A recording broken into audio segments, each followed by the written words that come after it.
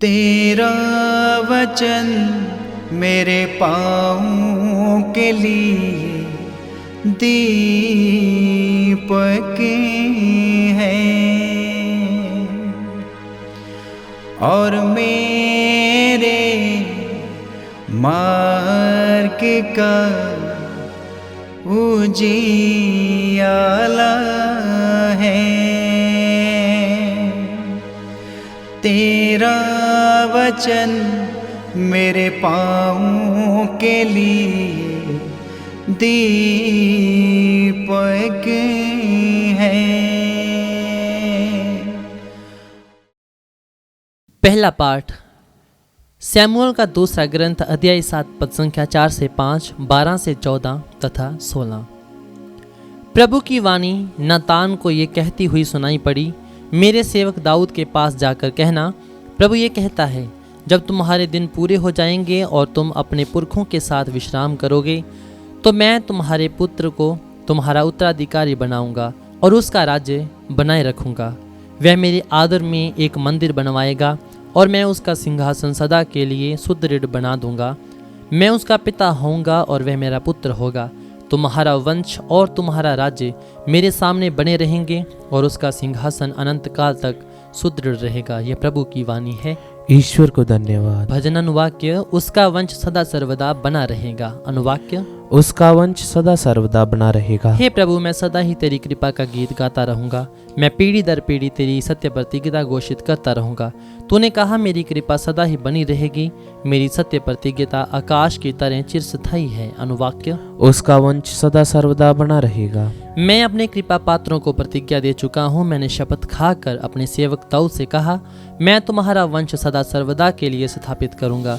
तुम्हारा सिंहासन युगों युगों तक सुदृढ़ बनाए रखूंगा। अनुवाक्य, उसका वंश सदा सर्वदा बना रहेगा। वह मुझसे कहेगा, तू ही मेरा पिता, मेरा ईश्वर और मेरा उद्धारक है। मेरी कृपा उस पर बनी रहेगी। मेरी प्रतिज्ञा उसके लिए चिरस्थायी है। अनुवाक्य, उसका वंश सदा सर्वदा बना रहेगा। दूसरा पाठ रोमियो के नाम संत पौलुस का पत्र अध्याय 4 पद संख्या 13, 16 से 18 तथा 22। ईश्वर ने इब्राहिम और उसके वंश को प्रतिज्ञा की कि वे पृथ्वी के उत्तराधिकारी होंगे। ये इसलिए नहीं हुआ कि इब्राहिम ने संहिता का पालन किया, बल्कि इसलिए कि उसने विश्वास किया और ईश्वर ने उसे धार्मिक माना है।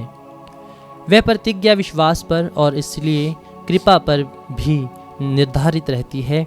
वह न केवल उन लोगों पर जो संहिता का पालन करते हैं, बल्कि समस्त वंश पर लागू होती है, उन सबों पर जो इब्राहिम की तरह विश्वास करते हैं। इब्राहिम हम सबों का पिता है, जैसा कि लिखा है, मैंने तुमको बहुत से राष्ट्रों का पिता नियुक्त किया है।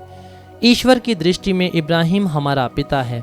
उसने ईश्वर में विश्वास किया जो मृतकों को जिलाता है और शब्द मात्र कहकर चीज़ों की सृष्टि करता है। इब्राहिम ने निराशजनक परिस्थिति में भी आशा रखकर विश्वास किया और वह बहुत से राष्ट्रों का पिता बन गया, जैसा कि उससे कहा गया था, तेरे असंख्य वंशज होंगे। उस विश्वास के कारण ईश्वर ने उसे धार्मिक माना है। यह प्रभु की वाणी है। ईश्वर को धन्यवाद। जय घोष। हालेलुया। अनुवाक्य, हालेलुया। हे प्रभु, तेरे मंदिर में रहने वाले धन्य हैं, वे सदा तेरी स्तुति गाते रहेंगे। अनुवाक्य, हालेलुया। संत मत्ती रचित पवित्र सुसमाचार अध्याय 1 पद संख्या 16, 18 से 21 तथा 24। याकूब से मरियम का पिता यूसुफ उत्पन्न हुआ और मरियम से यीशु उत्पन्न हुए, जो मसीह कहलाते हैं। मसीह का जन्म इस प्रकार हुआ, उनकी माता मरियम की मंगनी यूसुफ से हुई थी, परंतु ऐसा हुआ कि उनके एक साथ रहने से पहले ही मरियम पवित्र आत्मा से गर्भवती हो गई।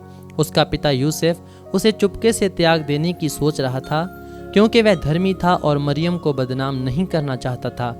वह इस पर विचार कर ही रहा था कि उसे स्वप्न में प्रभु का दूत ये कहते हुए दिखाई दिया, हे यूसुफ दाऊद की संतान, अपनी पत्नी मरियम को अपने यहाँ लाने से नहीं डर, क्योंकि उनके जो गर्भ है वह पवित्र आत्मा से है। वह पुत्र प्रसव करेंगी और आप उसका नाम यीशु रखेंगे, क्योंकि वह अपने लोगों को उनके पापों से मुक्त करेगा। ये सब इसलिए हुआ जिससे नबी के मुख से प्रभु ने जो कहा था वह पूरा हो जाए। देखो, एक कुंवारी गर्भवती होगी और पुत्र प्रसव करेगी और उसका नाम इमैनुएल रखा जाएगा, जिसका अर्थ है ईश्वर हमारे साथ है। यूसुफ नींद से उठकर प्रभु के दूत की आज्ञानुसार अपनी पत्नी को अपने यहाँ ले आया। यूसुफ का उससे तब तक संसर्ग नहीं हुआ जब तक उसने पुत्र प्रसव नहीं किया, और यूसुफ ने उसका नाम यीशु रखा। ये प्रभु का पवित्र सुसमाचार है। ख्रीस्त की जय।